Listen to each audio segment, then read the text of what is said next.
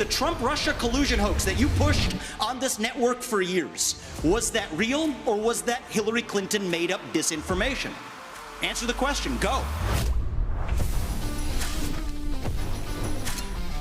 I say this as a member of my generation. I'm 38 years old. I'm the youngest person ever to run for U.S. president as a Republican.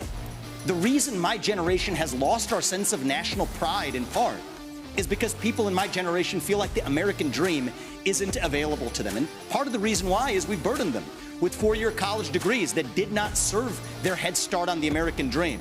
People will be more proud of a country if we're all making more money in that country. This is how we revive national pride and our identity, and it will take a CEO in the White House with zero-based budgeting, by the way, to take on the federal Ramaswamy, debt to get this job done. I want to be careful to avoid making the mistakes from the neocon establishment of the past. Corrupt politicians in both parties spent trillions, killed millions, made billions for themselves in places like Iraq and Afghanistan, fighting wars that sent thousands of our sons and daughters, people my age, to die in wars that did not advance anyone's interests, adding $7 trillion to our national debt. And Joe Biden sold off our foreign policy. Joe Biden's son, Hunter Biden, got a $5 million bribe from Ukraine. That's why we're sending $200 billion back to that same country. The fact of the matter is the Republican Party is not that much better. You have the likes of Nikki Haley, who stepped down from her time at the UN. Bankrupt or in debt was her family. Then she becomes a military contractor. She joins the board of Boeing and otherwise, and is now a multimillionaire. So I think that that's wrong when Republicans do it or Democrats do it. That's the choice we face. Do you want a leader from a different generation who's going to put this country first? Or do you want Dick Cheney in 3-inch heels? All right, Mr. In which case we've got two of them on stage tonight. Weigh in on this, ways that you can improve people's financial condition in the short term. Right, and as a CEO, the economic question is core to my vision and policy prescription for this country. Increase the supply of everything. It's the law of supplies and demand. Increase the supply of energy. That brings down the cost of energy, grows the economy. Drill, frack, burn coal, embrace nuclear. Increase the supply of labor in this country. Stop using our taxpayer money to pay people more to stay at home instead of to go to work. Increase the supply of housing. People don't talk about this one in the Republican Party. The land use restrictions are constricting the supply of housing. That's making housing more expensive for ordinary Americans across this country. So that's the true answer. And I think it takes a CEO in the White House who actually understands this to get this done. Because Americans at home, they know the Bidenomics is a lie. Prices are going up. Interest rates and mortgages to buy your home are going up. But wages have remained flat.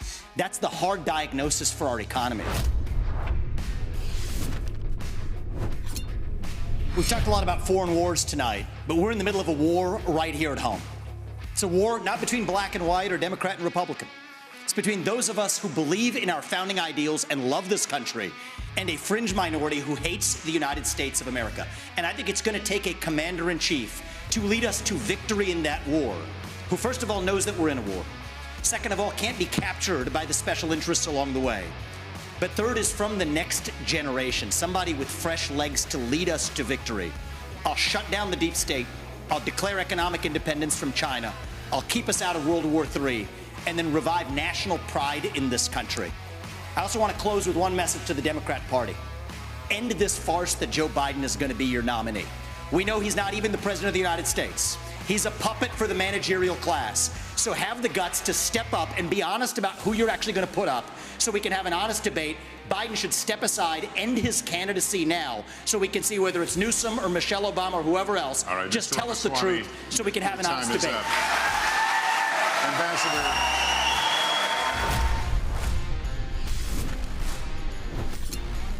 I think there's something deeper going on in the Republican Party here, and I am upset about what happened last night. We've become a party of losers at the end of the day. It was a cancer to the Republican establishment. Let's speak the truth. I mean, since Ronna McDaniel took over as chairwoman of the RNC in 2017, we have lost 2018, 2020, 2022, no red wave that never came. We got trounced last night in 2023. And I think that we have to have accountability in our party. For that matter, Ron, if you want to come on stage tonight, you want to look the GOP voters in the eye and tell them you resign, I will yield my time to you. And frankly, look, the people there cheering for losing in the Republican Party. Think about who's moderating this debate. This should be Tucker Carlson, Joe Rogan, and Elon Musk. We'd have 10 times the viewership, asking questions that GOP primary voters actually care about and bringing more people into our party. You think the Democrats, and we've got Kristen Welker here, do you think the Democrats would actually hire Greg Gutfeld to host a Democratic debate? They wouldn't do it. And so the fact of the matter is, I mean, Kristen, I'm going to use this time because this is actually about you in the media and the corrupt media establishment. Ask you, the Trump-Russia collusion hoax that you pushed on this network for years, was that real or was that Hillary Clinton made up disinformation? Answer the question. Go. Mr. Ramaswamy. This is how we get our country back. We need accountability because this media rigged the 2016 election. They rigged the 2020 election with the Hunter Biden laptop story. Mr. Ramaswamy, and they're going to rig this election. Your time is up. Accountability. Let me turn to That's Governor Christie.